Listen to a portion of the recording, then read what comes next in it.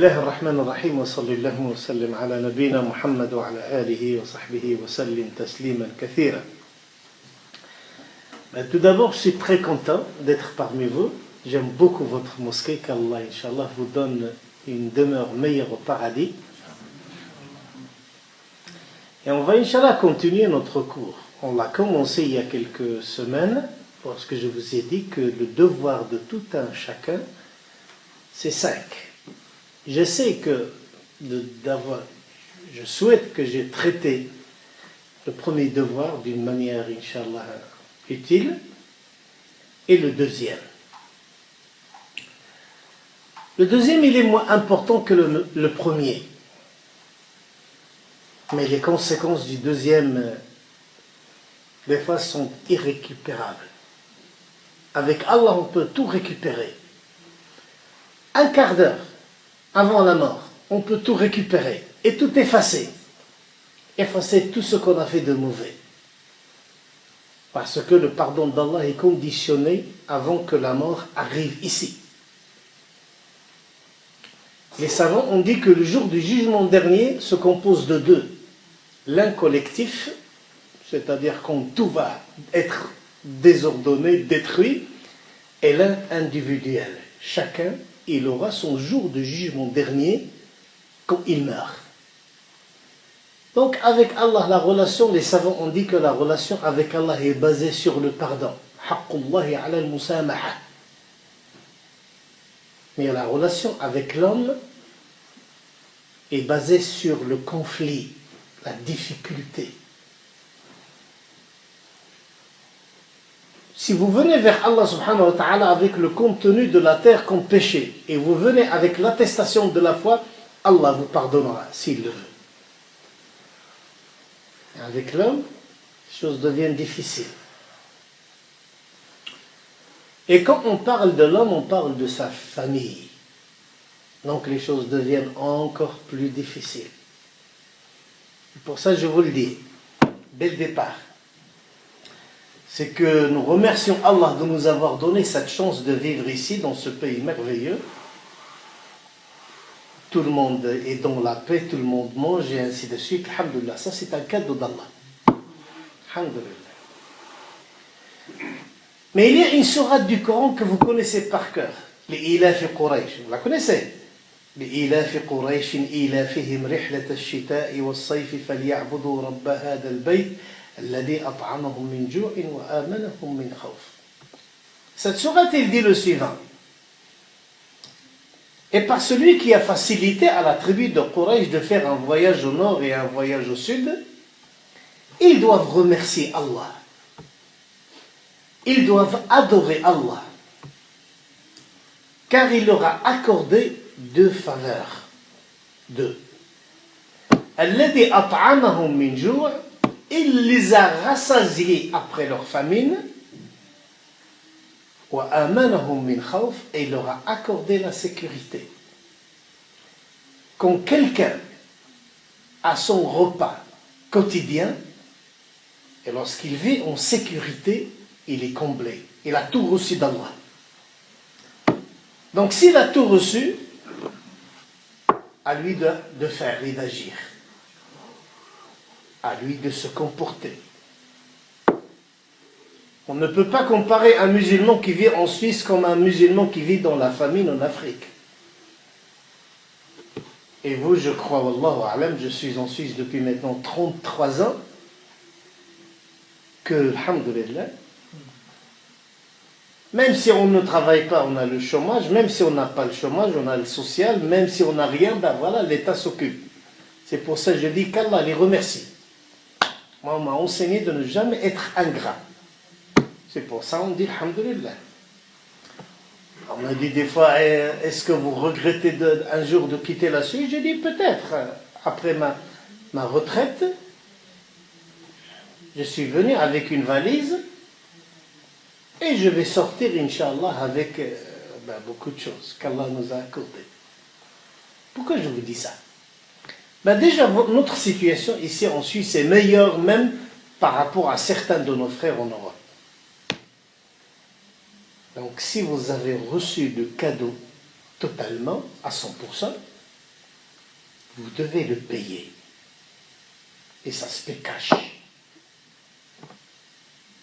Ça veut dire que vous n'avez aucune raison de dire mais parce que je ne peux. Ben non. Vous n'avez aucune raison de ne pas être à la hauteur du deuxième devoir, qui est votre famille. Je vous dis dès le départ, comme ça on est tranquille, que tout musulman, je parle de vous, qui ne veut pas vivre sa religion correctement, dignement, et il ne veut pas la vivre dans le milieu où il est, il n'a pas le droit de rester en Suisse. Parce que si lui, il est fondu, comme le sel, vous le mettez dans l'eau, il fond. Seule raison qui vous autorise à rester ici 10 siècles, c'est que vous préservez votre religion et votre identité. Pas la vôtre. La vôtre et ceux qui sont sous votre responsabilité. Ça, je vous ai dit dès le départ que traiter le sujet de la famille est très grave par rapport à la relation qu'avec Allah subhanahu wa ta'ala. Allah Ghafour Rahim. Et imaginez seulement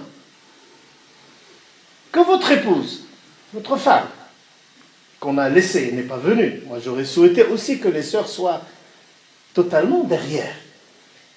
Imaginez un jour, elle va vous traîner devant Allah, devant le tribunal divin. Et il va dire, Seigneur Allah, lui, il savait l'islam. Lui, il allait à la mosquée faire la prière avec les frères. Et moi, totalement abandonné, je n'étais utile que pour son plaisir dans le lit, pour son ventre dans la cuisine, pour faire ses courses, pour nettoyer ses habits, lui faire des enfants, aller faire les vacances l'été. Et la religion, non, il ne m'a jamais parlé. Tout le temps avec les frères, il est gentil, il sourit ici, il est tranquille, il est gentil, doux, du sucre, du miel. Mais avec nous, il est toujours Dracula.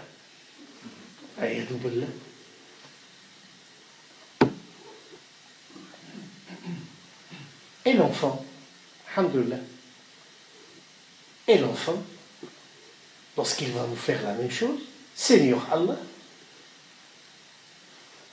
il m'a fait sortir dans ce pays, et puis il m'a abandonné. Il a cru que le fait de me donner à manger, à boire, de m'envoyer à l'école, de me donner une instruction, c'est qu'il a fait son devoir. J'ai eu la nationalité, mais je n'ai pas eu l'identité. Je suis albanais, marocain, suisse. J'ai mon appartenance à la terre. Mais je n'ai pas mon appartenance à Allah. Qui je suis? Et c'est la faute à mon père. C'est lui qui savait et n'a rien enseigné. Vous savez, il y a un verset coranique dans le Coran. Ici, vous allez le trouver. Et parmi votre fortune et vos enfants, ils seront vos ennemis. Adouwan lakum fahdharuhum. Prenez garde. Aujourd'hui, tu l'aimes. Pas vous, Inch'Allah. Aujourd'hui, on aime l'enfant. Et demain, c'est lui qui sera ton ennemi. Et c'est lui qui va t'emmener en enfer. C'est le Coran qui a dit ça. Ya ayyuhalladhina inna min amwalikum wa auladikum adouwan lakum fahdharuhum. Prenez garde. Aujourd'hui, il est la source de votre amour. Demain, il sera la source de votre malheur. Si vous ne faites pas le nécessaire. Pour ça, faites attention. Donc, c'est un sujet grave. Allah nous a donné des comportements d'un prophète. Son fils était mauvais. Il nous a donné l'histoire d'un prophète. Son père était mauvais. Il nous a donné l'histoire d'un prophète. Sa femme était mauvaise. Pour nous dire que si vous avez fait le nécessaire, c'est pas grave. Le prophète Ibrahim, alayhi salam, son père n'était pas à la hauteur, il était très mauvais. Le prophète Noé, son fils était mauvais. Le prophète Lot, sa femme était mauvaise, mais ce n'est pas de leur faute. Ils ont fait ce qu'ils ont pu. Mais chacun a choisi. C'est pour ça votre devoir, c'est justement de choisir dès le départ.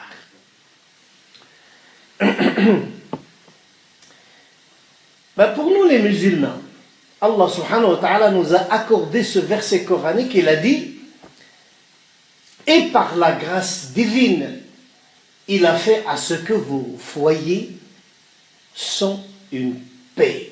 Buyutakum sakana. Donc le foyer du musulman, ce n'est pas un lieu où il rencontre sa femme, ses enfants, où il mange et ainsi de suite.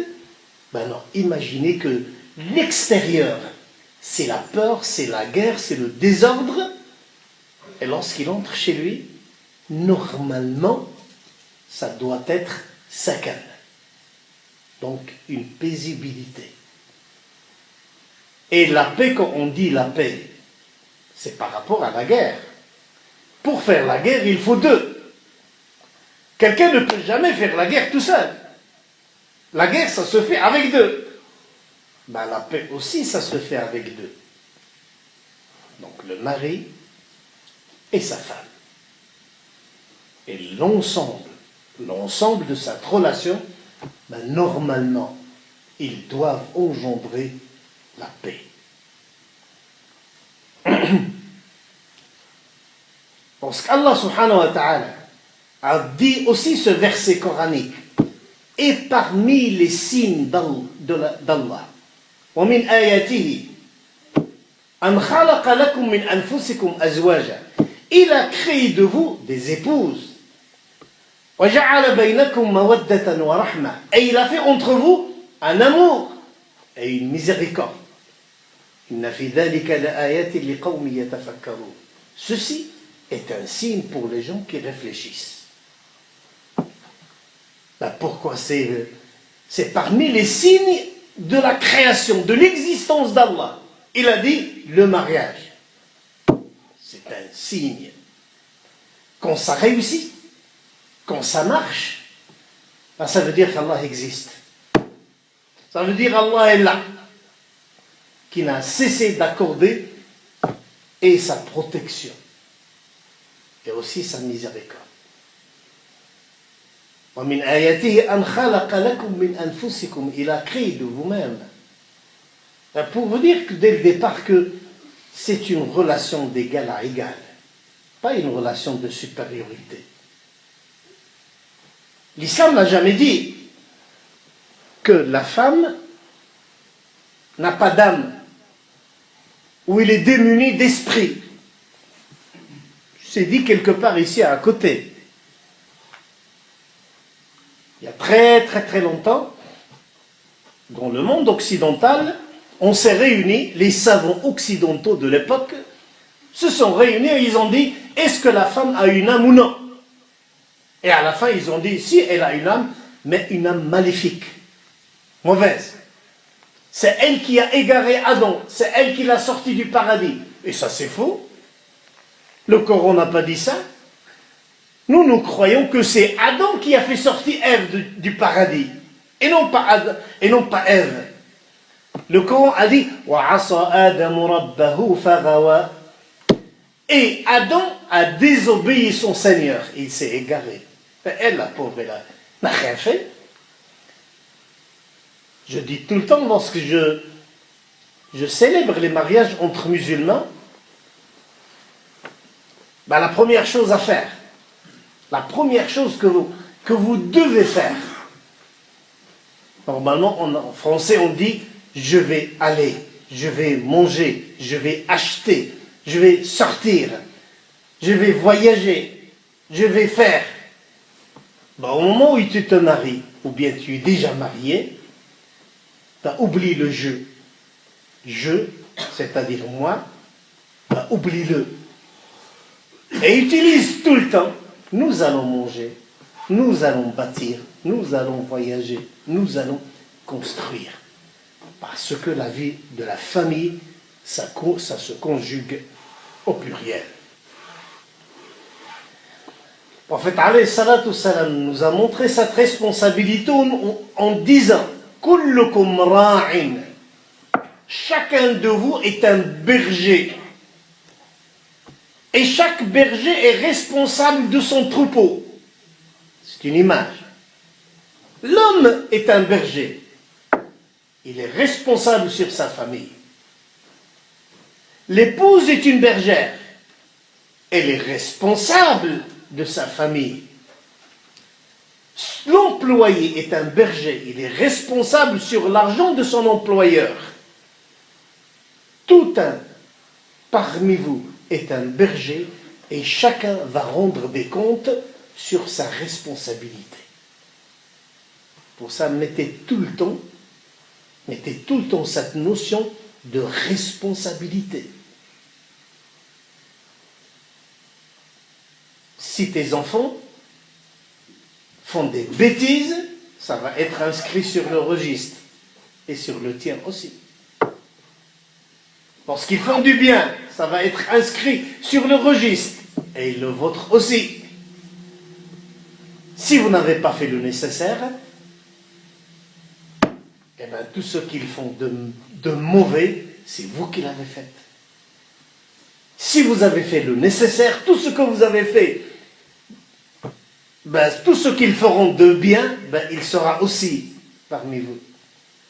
Il y a un savant qui a dit, ça peut-être pour les jeunes, un grand savant a dit, vous étiez la source des malheurs de vos parents durant leur vie.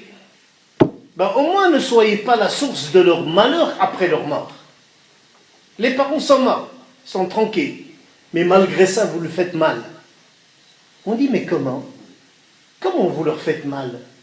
Il dit parce que chaque jour où vous faites une bêtise, les anges vont apporter le registre. Et on va dire au défunt Omar, aujourd'hui ton fils a fait ceci, a fait cela. Donc ils sont tranquilles, ils ne sont pas tranquilles. Ni dans la vie, ni après la mort. Il a dit aussi, alayhi salatu wassalam, le salut du musulman par rapport aux épreuves, c'est chez lui, sa maison. C'est-à-dire que tous les lieux, à part votre maison, peuvent être susceptibles de difficultés. Mais chez vous, normalement, ben c'est votre paradis. Il a dit, il aura le paradis. Celui qui contrôle sa langue. Celui qui rentre chez lui et ferme sa porte. Et celui qui pleure par rapport au péché qu'il a commis. Ben pourquoi la maison, c'est un lieu sacré, exceptionnellement primordial dans la vie du musulman, ben parce que c'est dans ce lieu-là ben qu'on peut préserver les musulmans. Si vous voulez qu'un jour, aujourd'hui on est en 2012, imaginez, 2050, c'est demain 2050. On a demandé à Nuh, il a vécu 950 années. Comment tu as vu ta vie 10 siècles moins 50. On a dit c'est comme quelqu'un qui entre par une porte et il est sorti par une porte. C'est tout, c'est tout. 40 ans, c'est demain. Est-ce que vous imaginez maintenant comment cette mosquée sera dans 40 ans? Est-ce qu'il sera aussi une mosquée? Inch'Allah. Ou un musée? Moi, je connais, à côté de la France, il y a une mosquée, elle est devenue un bar. Les musulmans se sont bagarrés entre eux, la ville a pris la mosquée, ben voilà, faites-le. Aussi en Angleterre, ils ont pris toute la mosquée, ils l'ont changée à un musée. Et comment garantir, Inch'Allah, que cette mosquée sera toujours mosquée? Avec Inch'Allah seulement? Comment? En ayant ce souci aussi de préserver cette communauté. Comment on préserve la communauté musulmane ici? Comment on fait? À la maison. Le départ, il commence tout d'abord. Le devoir du musulman par rapport à sa famille, le devoir du musulman avec sa famille commence au moment de son mariage, avant même de se marier. C'est pour ça que les savants ont dit, attention, vous devez choisir les mères de vos enfants.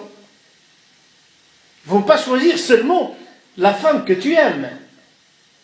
Mais il faut dire, la femme que j'aime, est-ce que ça aussi c'est la femme de mes enfants?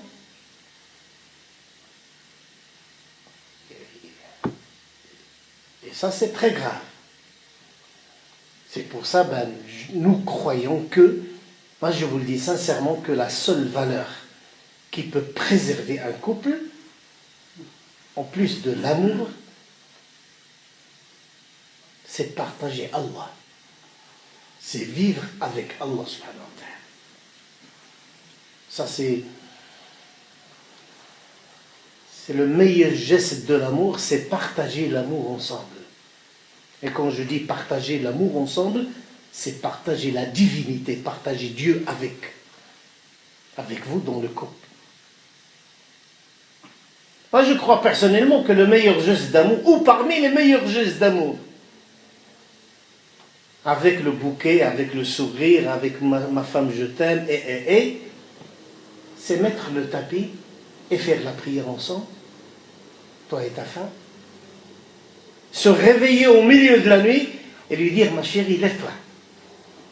Le prophète alayhi salatu wassalam a dit que lorsque l'un de vous se réveille la nuit et il fait réveiller sa femme, et si elle ne veut pas, il met un peu d'eau et il lui met sur le visage. Et lui dit, lève-toi. On se lève. Et lorsque nous, on se lève, ce n'est pas pour aller à la discothèque. Lorsqu'on se lève, c'est pour mettre le tapis dans l'obscurité de la nuit et prier Allah. Nous sommes là, Wallah, je vous le dis, il n'y aura jamais de problème. Il n'y aura jamais de divorce. Il n'y aura jamais de difficulté. Parce que vous n'avez pas partagé seulement des sentiments, mais vous partagez le ciel avec vous. L'islam, ce n'est pas seulement le rituel, la pratique. L'islam aussi, c'est une spiritualité. Et bien, c'est ça qui nous manque. Donc, pour ceux qui sont déjà mariés, alhamdoulilah, qu'Allah les préserve et préserve leur épouse, rien n'est perdu. Si ce n'est pas le cas, comme disent les Français, il n'y a que les imbéciles qui ne changent pas d'avis. Eux, ils disent un autre mot. Eh bien, changez de comportement. Récupérez vos personnes. Récupérez vos épouses.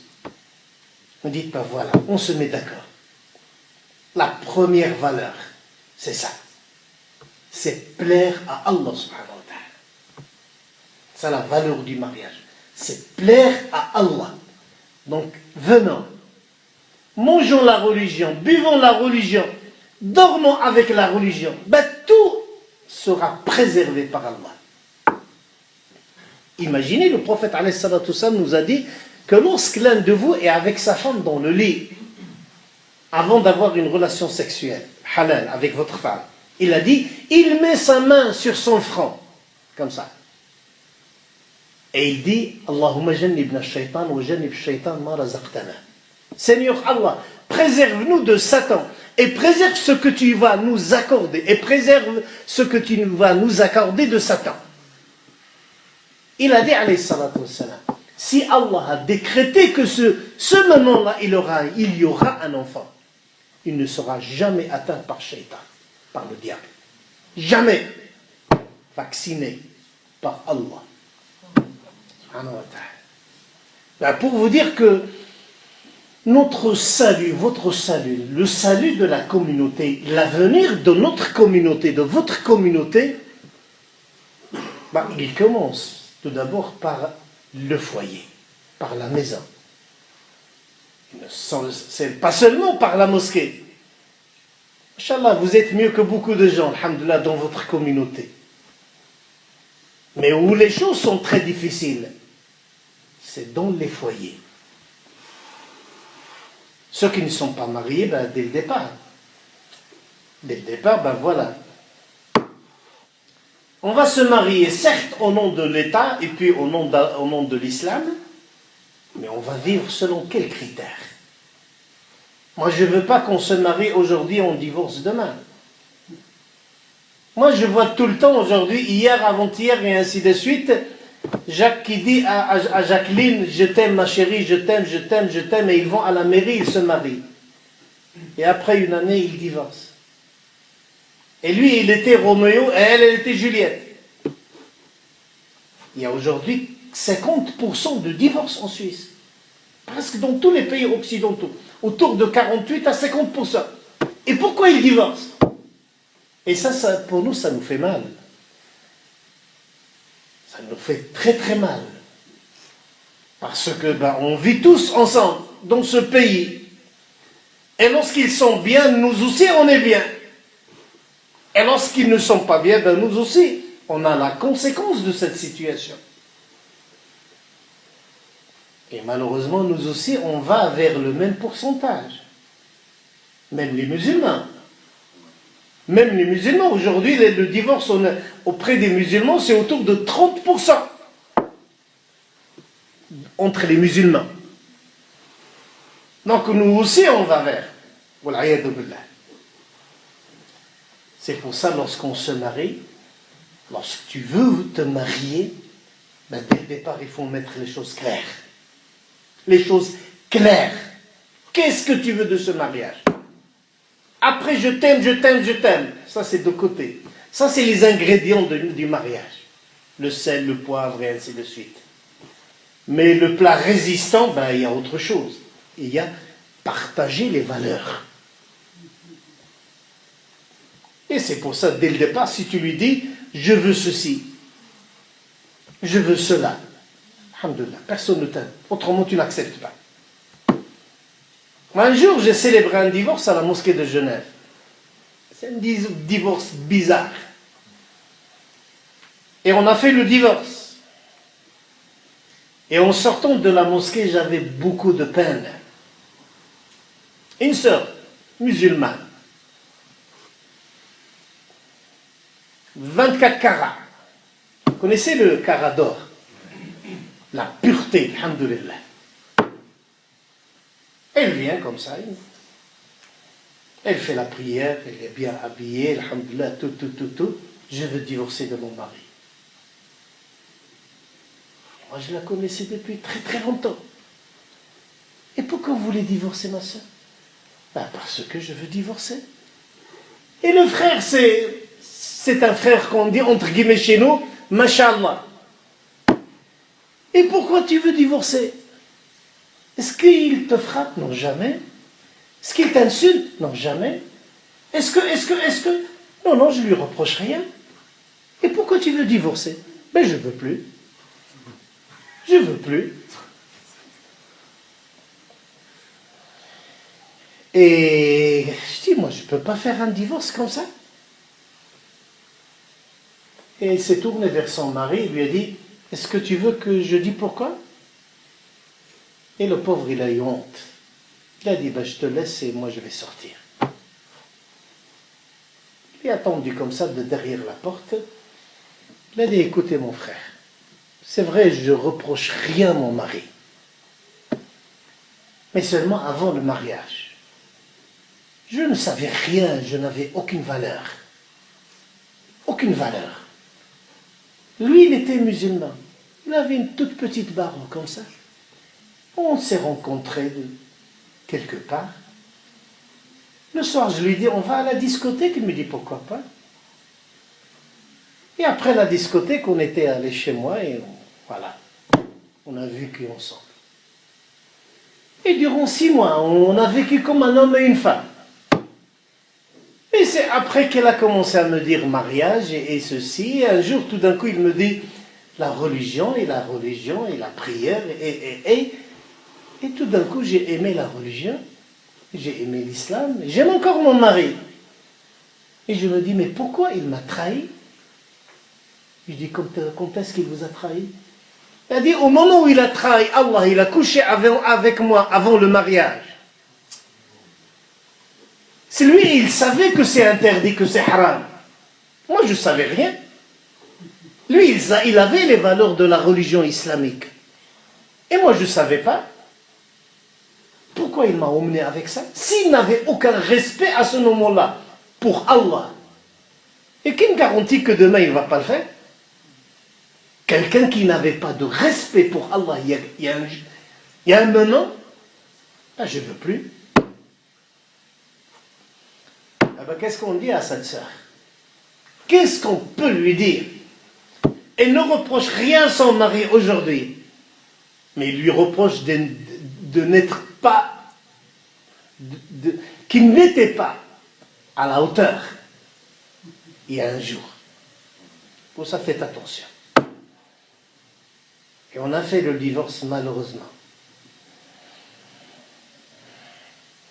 Et il a accepté. À la fin, il a dit, ben voilà, j'accepte le divorce et si tu ne vas pas rester avec moi, mais au moins, alhamdoulilah, grâce à Allah, c'est grâce à moi que tu étais devenu musulman. Elle a dit, ça c'est vrai. Alhamdoulilah.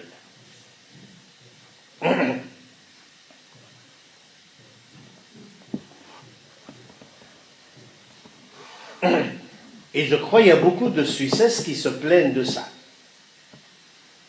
Au départ, parce qu'on a besoin soit de papier, soit elle est jolie, soit, on fait des concessions. Et lorsqu'on se marie, lorsque c'est à ce moment-là qu'on connaît Allah et le prophète alayhi salatu wassalam. Et avant, pourquoi tu ne les as pas connus? Pourquoi dès le départ tu n'étais pas clair et net avec elle?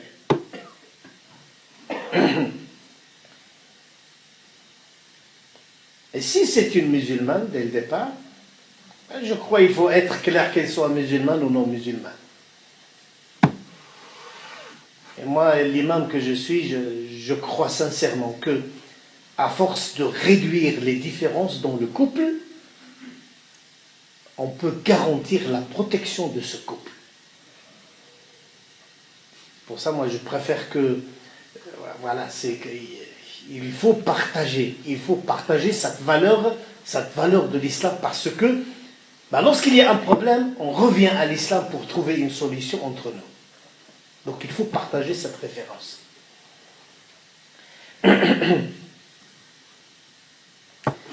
Le prophète alayhi salatu wassalam a dit, celui qui a épousé une femme pour sa famille, ou la valeur de sa famille seulement, il n'aura aucune valeur au jour du jugement dernier. Celui qui l'a épousée seulement pour son argent, il sera pauvre.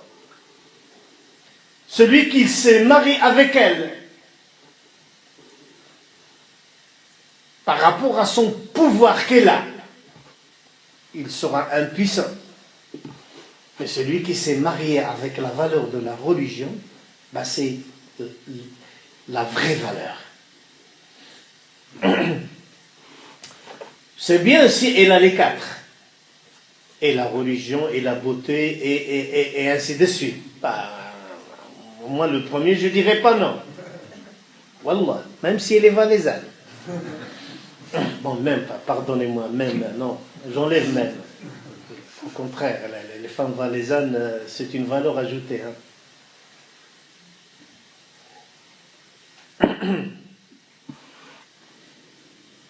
Par contre, aussi vous, lorsqu'un homme se présente pour demander votre fille, votre sœur, et n'est pas à la hauteur aussi, il ne faut pas accepter. C'est le seul critère.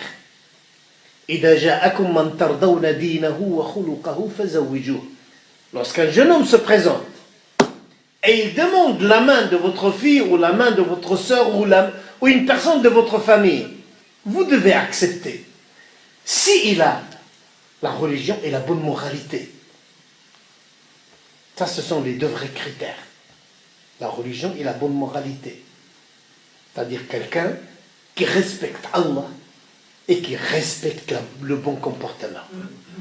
Et puis il a dit, si vous ne faites pas, si vous n'acceptez pas ce jeune homme, il y aura la corruption sur terre. يَكُنْ فِي الْأَرْضِ فِتْنَةٌ وَفَسَادٌ كَبِيرٌ. Je ne sais pas quel est votre comportement, je n'ai aucune idée par rapport à votre communauté. Je connais un peu la communauté arabe, et de la beaucoup de parmi eux, surtout par exemple en France. En Suisse, c'est un peu moins. C'est qu'ils sont presque des racistes. Et Wallah, je vous le dis, ça c'est entre nous. Hein. Le Marocain ne donne sa fille qu'au Marocain. L'Algérien avec l'Algérienne. Le Tunisien avec la Tunisienne. Et si dans notre pays, ben non, il faut qu'il soit. Il n'y a pas le Maroc dans le Coran. Ni d'ailleurs l'Albanie, ni le Kosovo, ni rien, tous ces pays-là. Ça c'est sorti comme ça, comme des champignons. On ne connaît pas ces pays-là. On n'a jamais connu ça avant. Ça c'est fait en 1924 qu'on a créé ces pays-là. 1924. Mais avant, on était une communauté. Il n'y avait pas de différence. Il y avait des ethnies, il y avait des races. Mais on était tous une seule communauté, une seule nation islamique. Je souhaite que vous êtes les meilleurs dans ce domaine-là et que le nationalisme ou les relations tribales ne priment jamais sur l'islam. Ça, c'est la valeur. Allah a dit « Huwa sammakumul muslimin » C'est lui qui vous a donné le nom de musulman. C'est Allah qui a dit musulman. Donc c'est ça notre valeur. Donc il faut que tous les deux soient à la hauteur par rapport à la religion. Et lorsqu'on partage la religion, et le mari et la femme, les problèmes se réduisent. Certes, il y a des problèmes. Mais croyez-moi, Wallah, depuis 33 ans que je suis imam, les problèmes des musulmans, la première cause, c'est parce qu'ils ne respectent pas les valeurs de la religion. Hier, j'allais donner un cours en France, et sur le chemin, il y a une soeur qui a téléphoné du canton de Vaud, à côté de vous. Salam alaikum wa alaikum salam. Je ne voulais pas répondre parce que le royaume coûte très cher. Elle a insisté. Dites-moi mon frère, je suis marié. Il ne vient jamais à la maison. Il dort avec son ami. Il ne m'a jamais acheté un morceau de pain.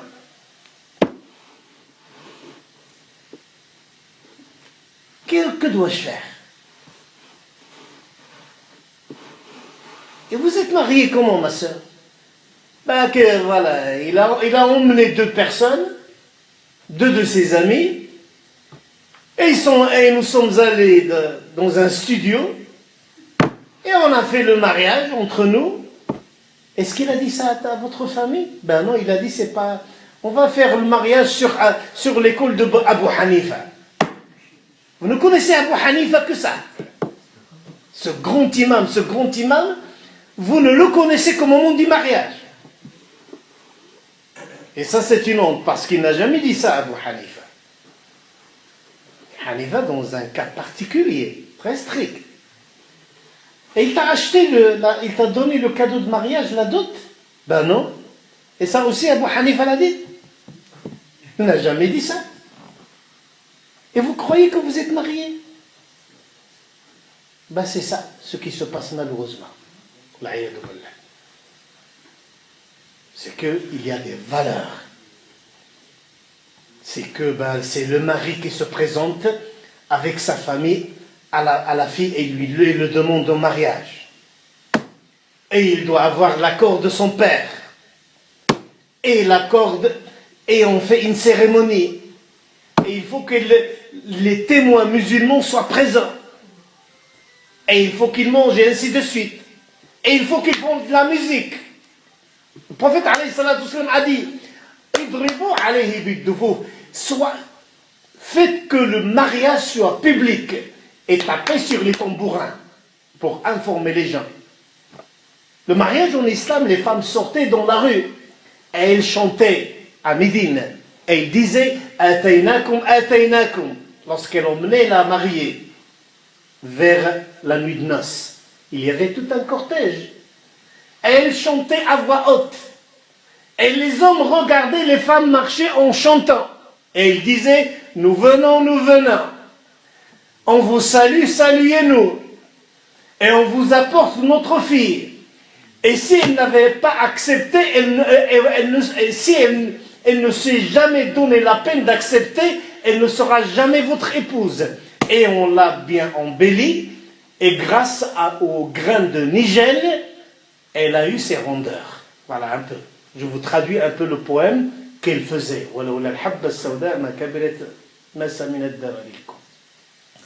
Pour vous dire, c'est un événement. C'est de la fête. Ce n'est pas une cachotterie.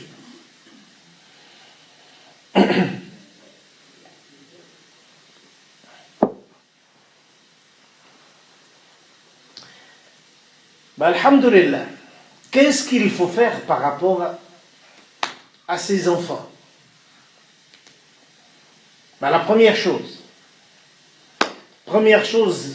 que vous devez partager, que je viens de dire, c'est l'attestation de la foi.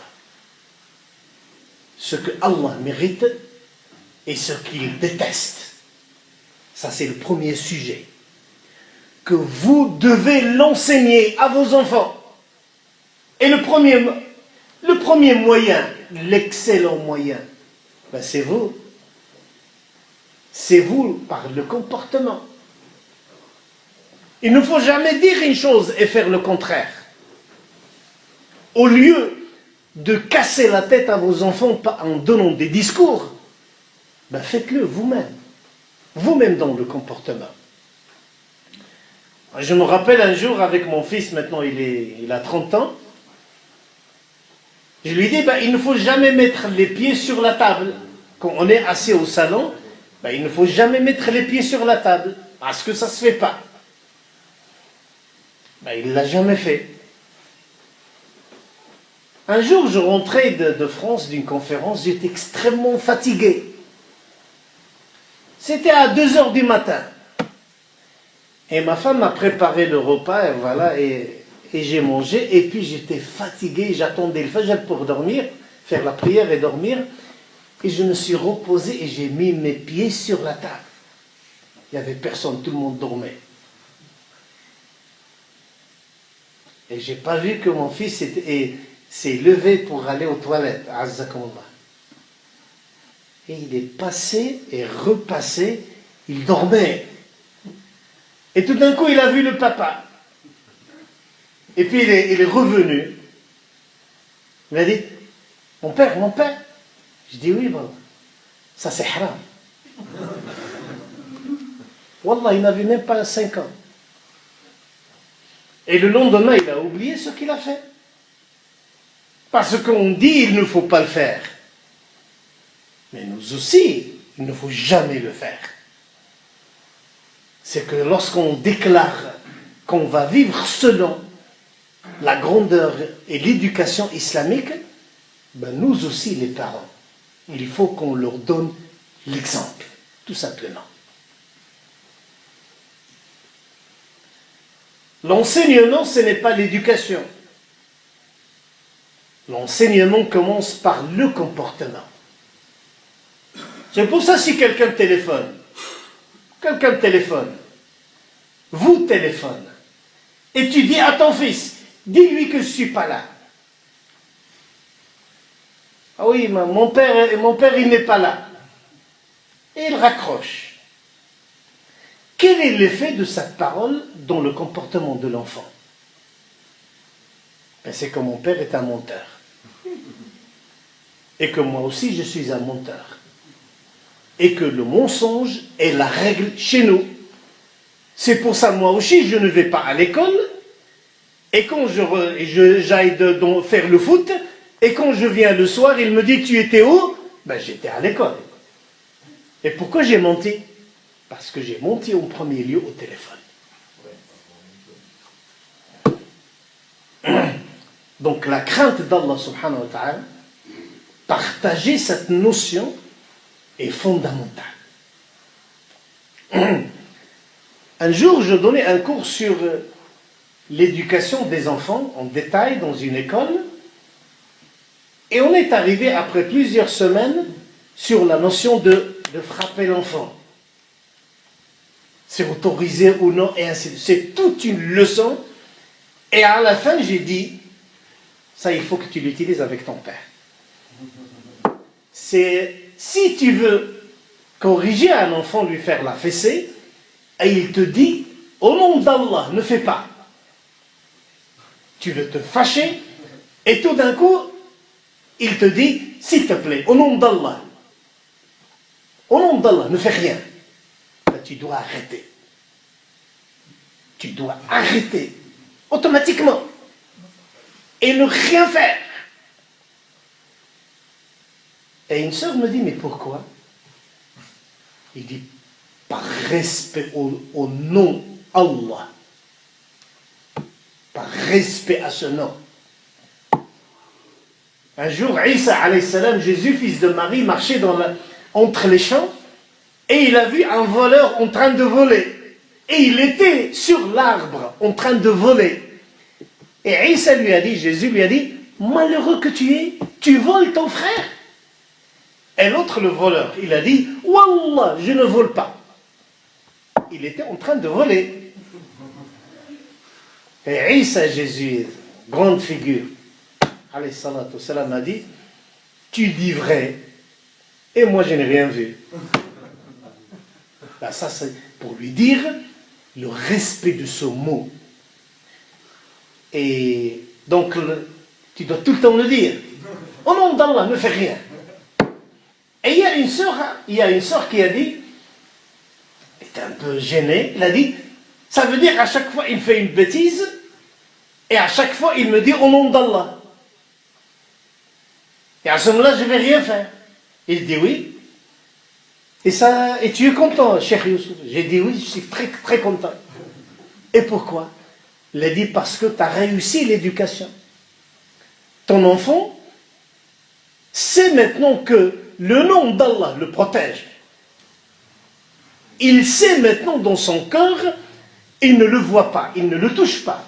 Mais il sait que il suffit que le nom d'Allah soit prononcé pour qu'il soit protégé. Ça c'est magnifique. Ça c'est exceptionnel. C'est yu'minuna bil ghaib. Ceux qui croient à l'invisible. Vous connaissez ce verset? Le premier verset de Sourate al-Baqarah. Ben, on a réussi, alhamdoulilah. Un professeur a donné à chaque élève un pigeon. Il avait 300 élèves. Et il a donné un pigeon à chaque élève. Il lui a dit, va dans un coin et égorge ton pigeon. Mais le coin où tu vas choisir, il faut que personne ne constate ce que tu fais. C'est-à-dire seul. Tous les élèves sont venus, ils ont égorgé leur pigeon. Sauf un seul. Il revient et le pigeon est encore vivant. Et le savant lui a dit, pourquoi tu n'as pas égorgé ton pigeon? Il a dit, parce que n'importe quel lieu que j'ai choisi, il y avait Allah.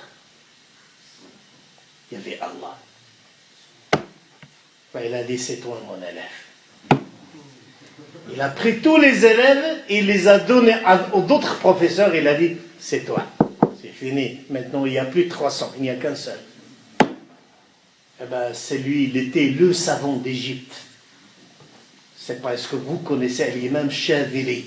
C'est un grand, énorme figure de la spiritualité en Égypte. Où je vais, il y a Allah subhanahu wa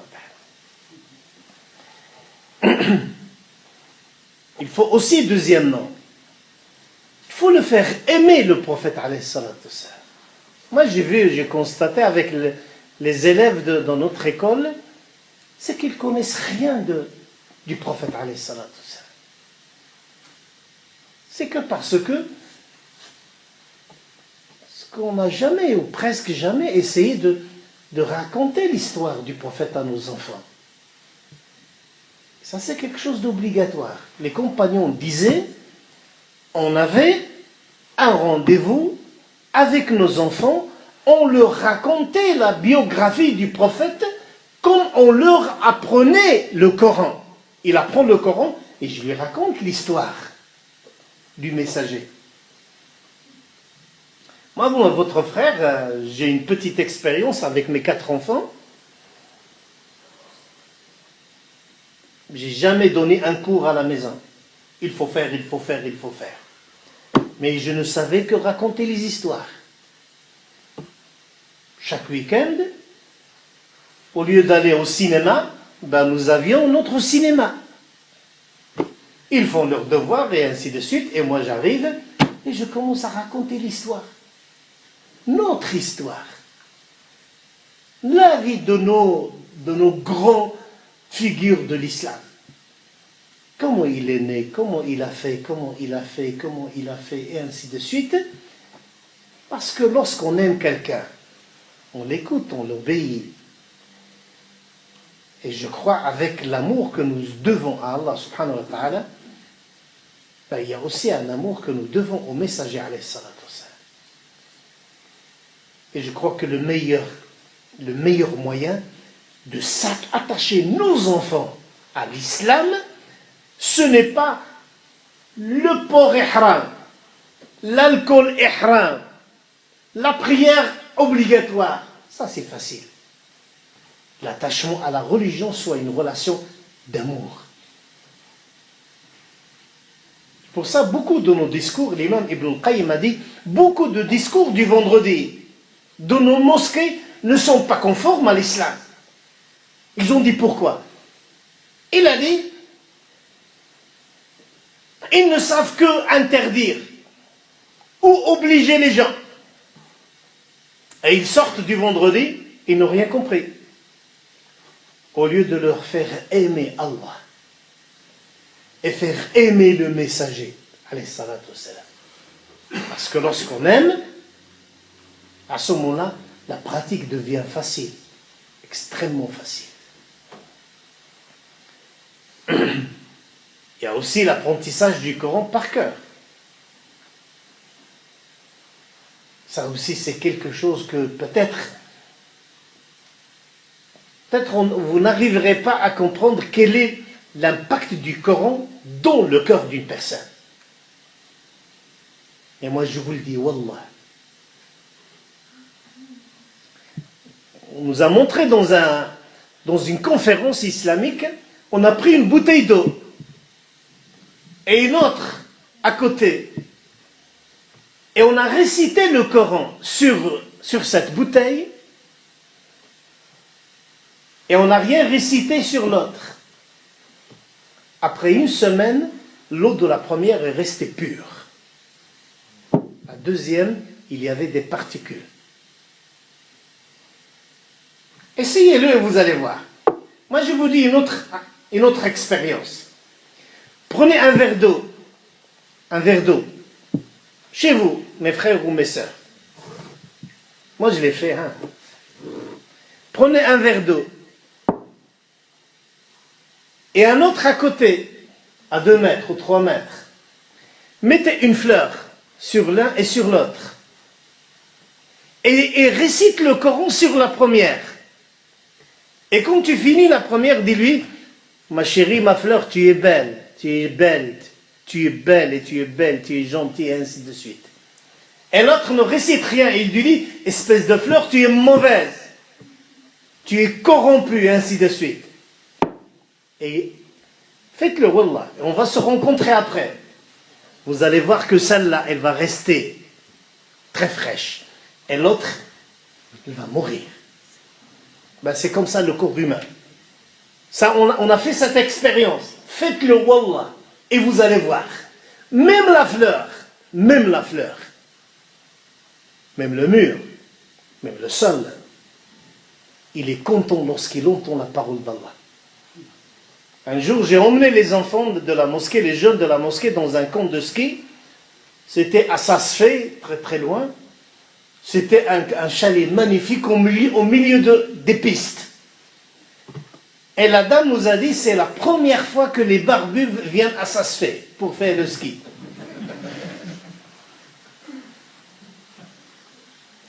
Le chalet, il est construit depuis 3 siècles. Ben, les enfants faisaient le ski et après ils viennent manger et ainsi de suite. Et moi je donne le cours. Ça c'est une bonne chose si vous le faites ici. Vous êtes à côté des montagnes, il faut profiter. Et je donne le cours. Et c'était un château magnifique, un chalet magnifique. Et je me rappelle, il y avait du bois comme le vôtre. Et tout d'un coup je leur dis ceci. On est très contents d'être ensemble mes enfants. Seuls maintenant, une semaine entre nous. On va jouer, on va ceci, on va faire la prière, on va apprendre le Coran. Mais vous savez qui est le plus content ici? Ben, le bois, le chalet. Il est très content. Si on peut écouter ce mur, ben, il va vous dire le suivant. Merci beaucoup. J'attendais depuis 3 siècles le Coran être lu à l'intérieur. Mais personne n'est venu. Et je vous remercie énormément. Et le premier qui va pleurer, eh bien c'est le chalet, lorsqu'on va le quitter. Le prophète alayhi salatu wassalam faisait la prière, le discours du vendredi sur un tronc d'arbre. Et un menuisier lui a construit une chaire, comme la vôtre. Comme celle-là. Bon, la vôtre, elle est plus belle de celle du prophète. C'était seulement 3 chairs, 3 marches. Et quand le prophète a commencé à faire le discours, le tronc d'arbre qu'on a mis de côté a commencé à pleurer. Le bois a pleuré. Il dégageait un son de malade. Le vrai, c'est il gémissait. Et les compagnons ont entendu le son. Et ils se sont tournés et c'était le morceau de bois. Parce que avant, il portait le prophète sallallahu. Et maintenant, il ne le portait plus.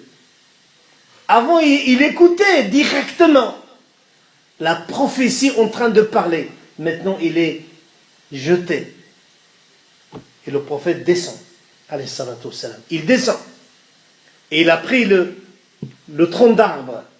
Ça, c'est une histoire folle. Et il a pris le tronc d'arbre, comme ça, il lui a fait l'accolade, il lui a tapé dessus, comme s'il tape un peu gentiment sur un malade. Et il lui dit, calme-toi, calme-toi, calme-toi. Et il s'est calmé. C'est comme ça que nous comprenons. Un jour, il avait, alayhi salatu wassalam, des cailloux dans la main. Comme nous le faisions, nous aussi, on prend des cailloux, on jouait avec des cailloux. Et tout d'un coup, les cailloux sautillaient comme ça.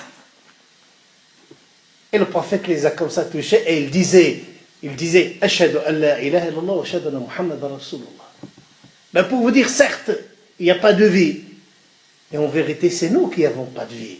Parce que Allah a créé de la vie dans toutes choses. Et il a dit que tout lui déclare l'unicité. Tout ce qu'il a créé, ben, lui déclare l'unicité.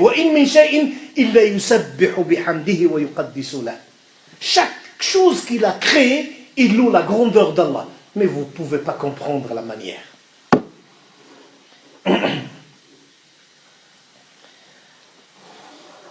C'est facile. L'éducation des enfants, il n'y a pas plus facile. Il faut seulement une certaine protection. Le prophète, alayhi salatu wassalam, notez bien ce hadith. Il a dit, alayhi salatu wassalam, chaque enfant qui est né, il est né selon la fitra. Vous connaissez ce hadith?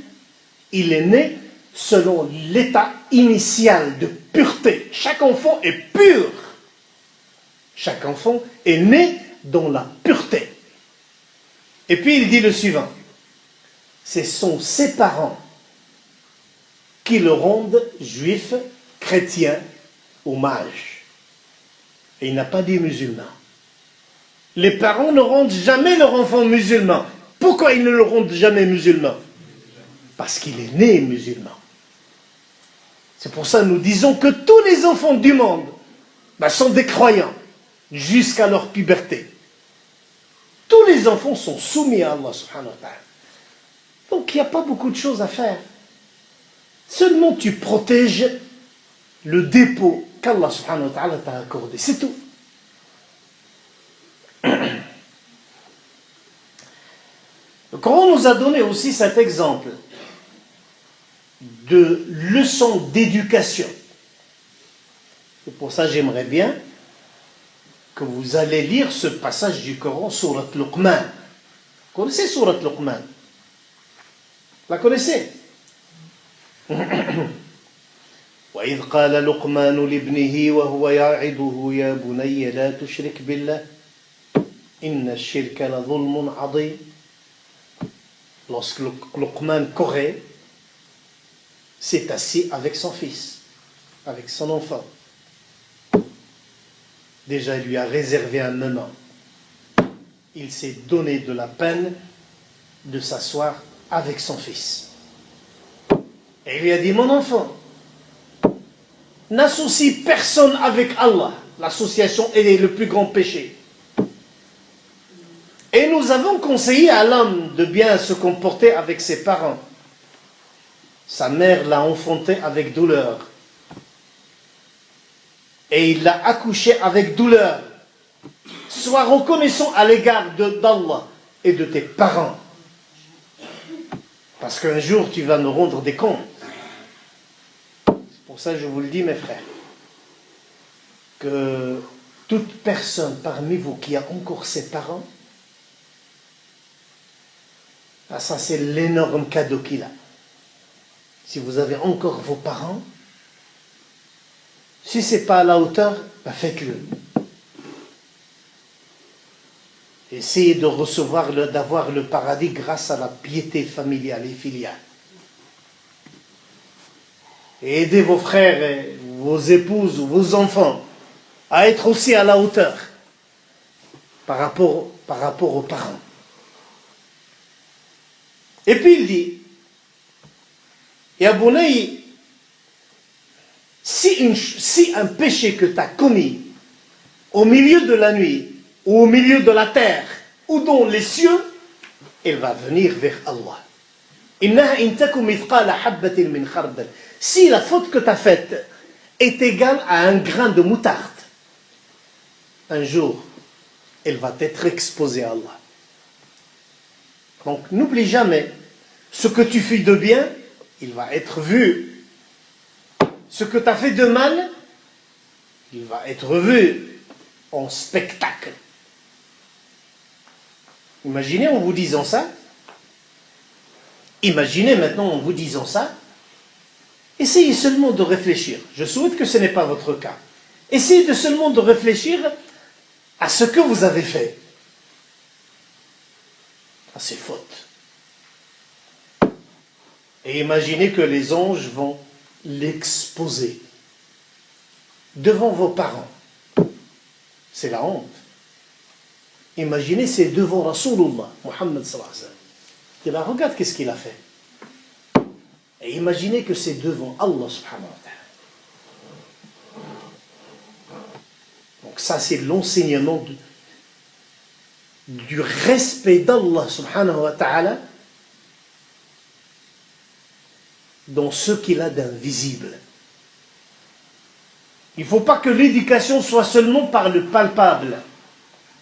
Il faut aussi cette yu'minuna bil ghayb. Ils croient à l'invisible. Et ça, c'est une base, parmi les bases de l'éducation. Il faut aussi, dans le foyer musulman, il faut le dhikr, le rappel. C'est quoi le rappel? Est-ce que c'est impossible de réunir sa femme, ses enfants, ou bien seulement avec sa femme, Il dit, ben viens, comme le dhikr que vous venez de faire maintenant, après la prière, Subhanallah, ala rasoulina, ala salawat, Subhanallah, alhamdulillah, ben faites-le aussi, avec votre femme, chez vous à la maison. Est-ce que c'est interdit? Est-ce que c'est interdit de faire le dhikr chez soi? Ben non. Le prophète alayhi salatu wassalam a dit, la maison où on fait le dhikr, par rapport à la maison où il n'y a pas le dhikr, c'est comme le mort et le vivant. Parce que lorsque vous prononcez le nom d'Allah, imaginez-vous, Abdullah, vous dites Subhanallah. Vous dites Subhanallah. Ici, Allah subhanahu wa ta'ala va dire je t'aime Abdullah. Toi tu prononces une et lui il te répond. Toi tu lui demandes et lui il te donne. Et c'est pour ça une maison où il y a le dhikr, ben, il n'y aura jamais de problème dedans.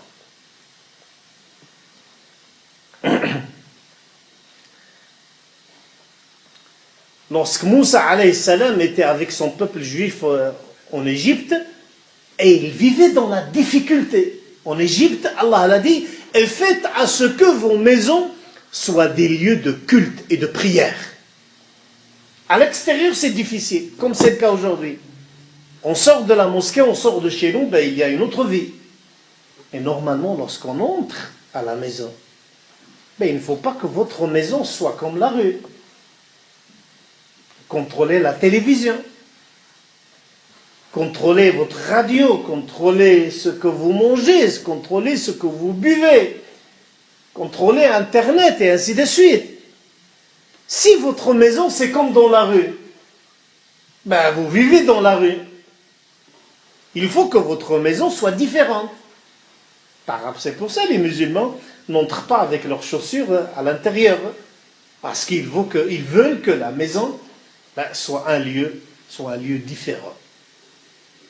Parmi aussi les moyens d'éduquer les enfants et la famille, c'est qu'il faut que vous ayez un programme d'adoration dans la famille. Vous venez de faire la sunna. Après la prière, vous faites la sunna. C'est combien? 4. C'est 4. Voilà. C'est une bonne chose. Et quand vous rentrez à la maison, vous faites quoi? Qu'est-ce qu'on fait? Qu'est-ce que vous faites à la maison? On mange. Ou on boit. Je vais vous dire comment les premiers musulmans faisaient. Premiers musulmans, ils venaient faire la prière obligatoire à la mosquée. Et s'ils ont le temps, ils faisaient aussi la sunna. Mais quand ils rentraient chez eux, ils faisaient encore la sunna chez eux. Et ils le faisaient avec les enfants, avec le petit, avec sa femme. L'obligatoire, on le fait à la mosquée. Mais le facultatif, il faut aussi le faire à la maison. Et ainsi, vous allez créer un climat aussi d'adoration. Vous savez, les premiers musulmans n'avaient pas de grandes maisons comme les vôtres. Vous savez, la chambre du prophète, alayhi salatu wassalam, chez Aïcha, elle était de 6 mètres carrés. 6 mètres, c'est tout. La chambre du prophète, 6 mètres. Mais ils avaient l'habitude, dans leur petite maison, de demander le prophète. Prophète d'Allah, viens chez nous. Pourquoi tu veux que je vienne? Viens faire la prière dans un coin chez nous, et c'est la mosquée de chez nous. Et le prophète venait, et il réservait un petit coin, 1 mètre carré. Et c'est dans ce mètre carré, elle est la mosquée, dans votre appartement. Et il faisait la prière dans ce lieu, pas l'obligatoire, mais seulement la sunna. Donc vous aussi, faites, alhamdulillah, l'obligatoire avec l'imam, avec les frères, et de temps en temps, faites la sunna aussi avec avec la famille. Le ramadan, c'est au 20 juillet, le ramadan. Et d'ici au 20 juillet, qu'est-ce qu'on fait? Bon, on fait la sunna du jeûne. On fait le lundi, on fait le jeudi, on fait un autre jour, lorsque c'est les vacances. Et on crée aussi un climat d'adoration. Chez vous aussi, mettez un tirlir. Chez vous, la zakat.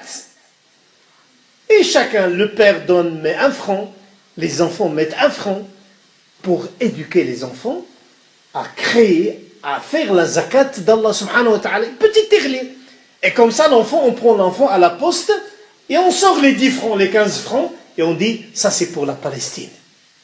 Pour les enfants de la Palestine ou les enfants ou les pauvres du Kosovo, mais c'est l'enfant qui le fait. Et ainsi, on éduque l'enfant, Inch'Allah, à ce que le jour de la zakat, il le fera. Ben, c'est comme ça qu'on habitue. Les savants ont dit que le bien est une habitude. Notez bien cette notion, le bien est une habitude. Si vous habituez vos enfants au bien, ben ils feront le bien.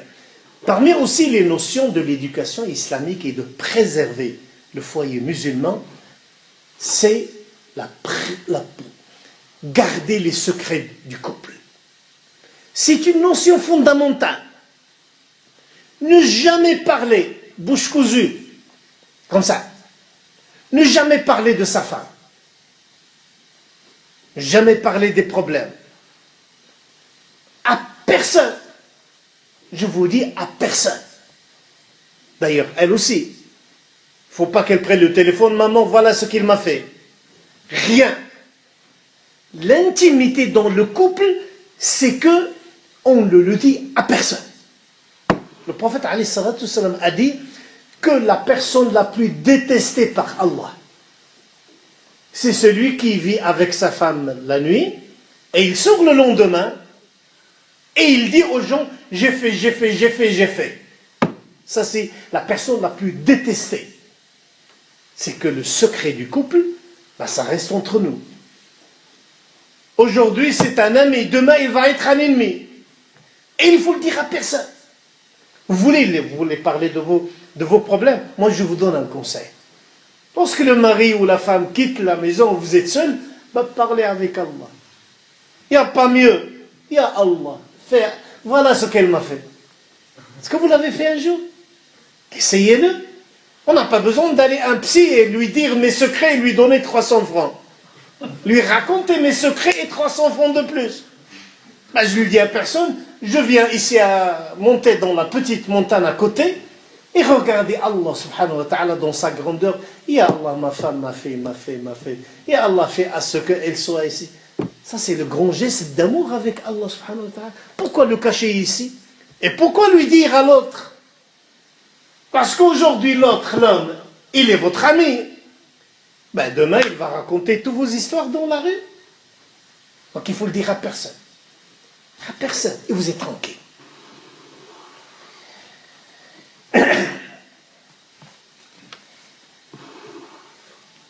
Parmi aussi les moyens de préserver le couple, c'est la douceur. C'est la gentillesse. L'homme, ce n'est pas celui qui a des muscles. Celui qui est sévère. Celui qui, lorsqu'il entre à la maison, tout se tait. On dirait Hitler à la maison. Il se trompe. La valeur d'un homme, c'est sa grandeur d'âme, sa douceur, sa gentillesse. Un jour, quelqu'un entre chez le prophète alayhi salatu wassalam, et il a vu le prophète en train d'embrasser son petit-fils, le Hassan. Il l'embrassait, et il le posait par terre, et il prenait le Hussein, et il l'embrassait. Et puis il faisait ce geste, il sentait son odeur de bébé. Il aimait le prophète alayhi salatu wassalam sentir l'odeur de ses petits-enfants. Et les enfants étaient très contents. Et le bédouin regardait étonné, le chef de tribu, Al-Aqra' ibn Habis. Et il dit, qu'est-ce que tu fais? Il dit, j'embrasse mes petits-enfants, mes 2 petits-enfants. Al-Aqra' ibn Habis, le chef de tribu de Tamim, c'est la plus grande tribu après Quraysh, après la Mecque. C'est la tribu de Tamim. Lui, il était le chef. Il avait 10 000 épées. Al-Aqra'. Il dit, écoute, moi j'ai 10 enfants. 10. 1, 2, 3, 4, 5, 6, 7, 9, 10 enfants. J'ai jamais embrassé un enfant. Il a dit, je n'ai jamais embrassé un. Et le prophète alayhi salatu salam lui donne cette réponse. Qu'est-ce que je peux faire pour toi si Allah a enlevé sa miséricorde de ton cœur? Je ne peux rien faire. Quelqu'un qui n'est pas compatissant avec ses enfants et sa famille.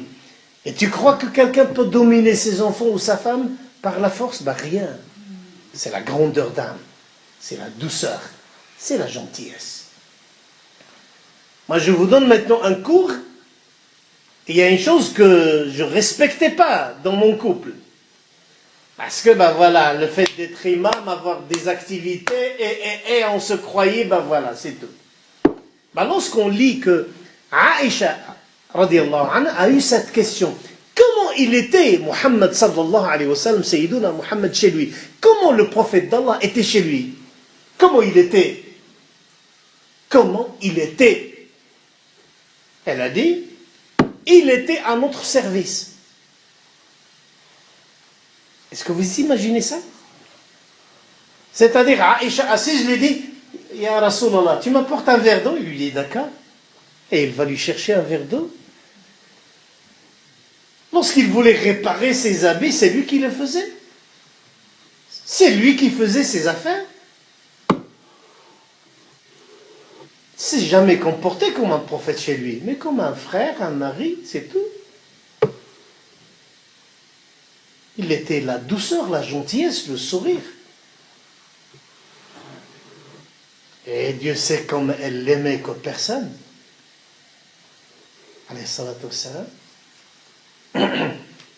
Il a dit, écoutez bien ce hadith, le meilleur parmi vous est le meilleur à l'égard de sa femme.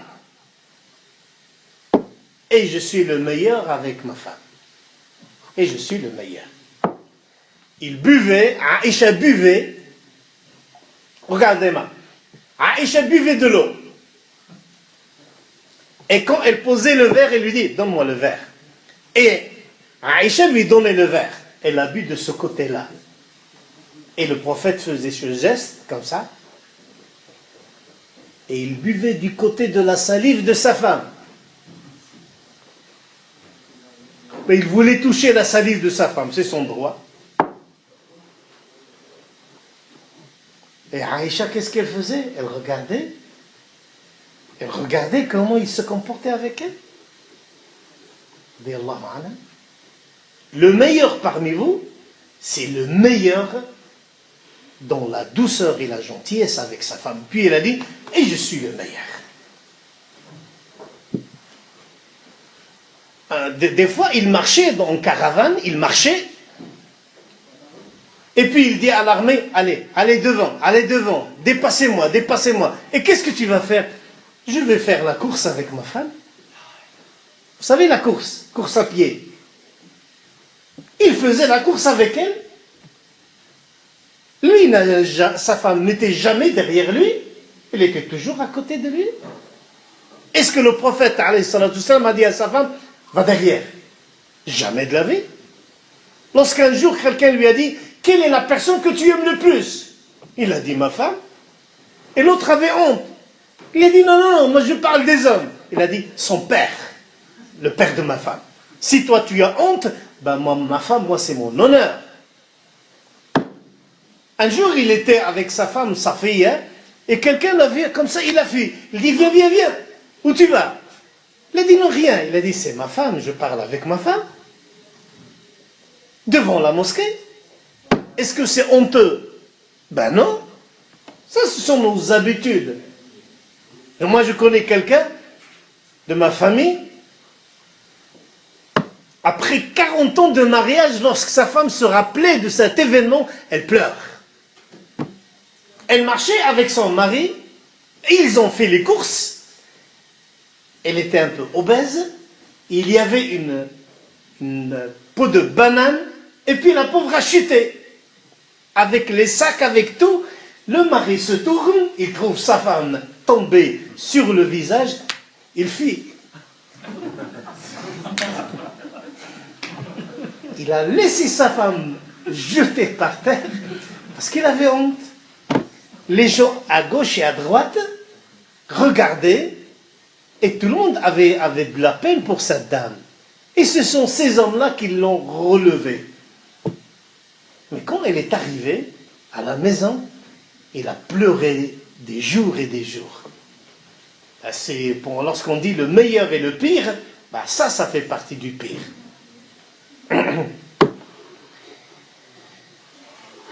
Parmi aussi les bases de préserver sa famille, et je vais finir avec ça, c'est le pardon. On n'est pas des anges. Des fois, on chute, on s'énerve, on a les problèmes dans le travail, elle a des problèmes avec sa famille, je ne sais pas. Des fois, il faut savoir pardonner. Et que il ne faut pas que tu exiges tout le temps que l'autre soit parfait. On n'est pas parfait. Et le meilleur, lorsqu'il profite du moment de bien, c'est aussi le meilleur qui profite des problèmes. C'est pour ça qu'il oublie. Et des fois, si elle s'énerve, laisse-lui un moment pour s'énerver. Elle a envie de s'énerver. Laisse-lui le temps de s'énerver un moment, et puis il va venir, il va te dire, mon chéri, pardon. Et voilà. Un jour, une femme a offert un repas au prophète alayhi salatu wassalam. C'était pas sa nuit, c'était la nuit d'une autre. Mais elle, pour chicaner l'autre épouse, elle lui a apporté un plat. Et Aïcha a vu le plat. Et il savait que le prophète aimait ce repas. Vous savez, le meilleur plat qu'ils aimaient, c'est Al-Qadid. Ça, c'est le meilleur repas des Arabes, des musulmans même après. Ce sont des galettes de pain et arrosées par la sauce. Ça, c'est le meilleur repas qu'ils avaient. Al-Qadid, Al-Tarid. Et ils avaient apporté ce repas. Aïcha, énervée. Le prophète, alayhi salatu wassalam, était assis là, à côté. Elle prend là le plat et elle le casse. Elle le casse. Et qu'est-ce qu'il a fait, sallallahu alayhi wa sallam? Est-ce qu'il s'est énervé? Non, il a souri. Et puis il a ri, il disait, Gharat ummukum, votre mère est devenue jalouse. Votre mère est devenue jalouse. Dans une autre version, il a pris le repas, et il l'a mis sur la tête et il a commencé à frictionner comme un shampoing. Et il riait. Puis il est entré à l'intérieur, il a pris un plat, le plat de Aïcha, il lui a dit, tu la donnes à Zaynab, parce qu'elle a cassé son plat. Il ne s'est pas énervé. Il n'a pas dit, la nourriture d'Allah c'est sacré, pourquoi tu as fait ça, tu es mauvaise. Tac. Il n'a jamais fait ça. Il a dit, Gharat ummukum. Et il avait honte par la suite. Il a demandé 1000 fois pardon. Il dit, oublie, c'est fini. C'est pour ça qu'il ne faut jamais oublier que lorsqu'on fait une faute, on aime à ce que Allah nous pardonne. Est-ce que c'est vrai ou non? Nous aussi, nous devons pardonner. C'est pour ça qu'il a dit, Ar-Rahimun, Yarhamuhumu Ar-Rahman. Les miséricordieux, ils recevront la miséricorde d'Allah. Soyez miséricordieux sur terre, il vous accordera vous aurez la miséricorde d'Allah subhanahu wa ta'ala. Je vais terminer par cette petite histoire du pardon, pour comprendre la valeur de... Vous savez, Omar, radiyallahu anhu, c'était strict. Le prophète, alayhi salatu wassalam, a dit de Omar, c'est lui, le nom, Omar ibn Khattab, radiyallahu anhu. Omar, radiyallahu anhu, le prophète a dit de lui, quand tu marches sur un chemin, Ash-Shaytan prend un autre chemin. C'était strict. Un jour, un bédouin est venu se plaindre de sa femme. Sa femme lui casse la tête. Et le seul qui peut lui trouver une solution, c'est Omar. Et lorsqu'il arrive à la maison de Omar, il était juste à côté, il a entendu la femme de Omar crier dessus. Élever la voix, et lui dire, une kalachnikov. Et qu'est-ce que Omar a fait? Rien, il la laisse tranquille. Et lui, il a gratté la porte, et puis il a entendu. Il a voulu quitter les lieux. Omar a entendu quelqu'un gratter la porte, il est sorti. Il dit, qui es-tu? Il a dit, non, j'ai voulu te parler, mais en fait, je ne veux pas, je veux retourner chez moi. Il dit, viens ici. Ça, c'est le strict. Viens ici. Qu'est-ce qu'il y a? Il dit, non, c'est rien. Je vais retourner chez moi. Je viendrai un autre jour. Il dit, Wallah, tu me dis, pourquoi tu es venu? Il dit, écoute, Amir al-Mu'minin, je vais te dire une chose, mais tu me pardonnes. Hein? Il dit, dis ce que tu veux. J'ai voulu me plaindre du mauvais comportement de ma femme, mais lorsque j'ai vu la tienne, j'ai dit, alhamdoulilah, l'ami.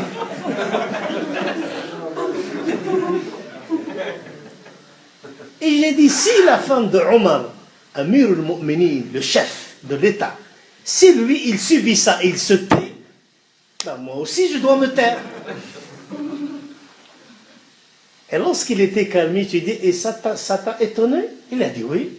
Il a dit, ben non. Il dit, pourquoi? Il dit, ben écoute, ben tout d'abord parce que je l'aime. Et c'est mon soutien. Et c'est ma côte. C'est comme ma côte ici. Elle m'aide tout le temps. Elle me nourrit. Elle s'occupe de mes enfants. Et elle me satisfait dans ma pudeur.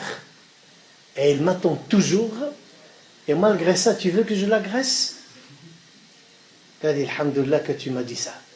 Eh bien, je vais revenir demander pardon à ma femme.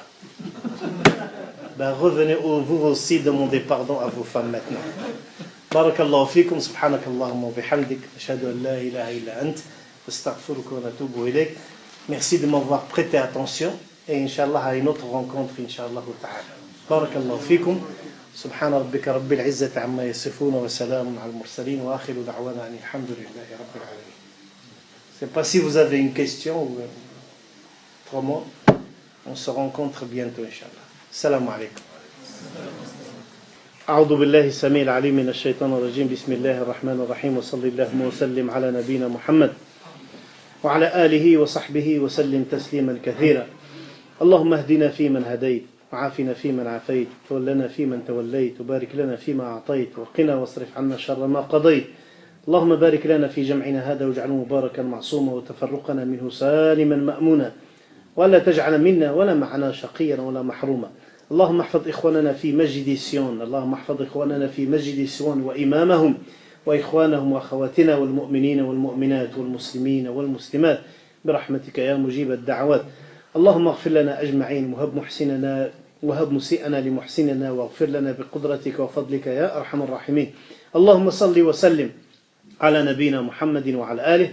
سبحان ربك رب العزة عما يصفون وسلام على المرسلين وآخر دعوانا أن الحمد لله رب العالمين. السلام عليكم. أحفظك.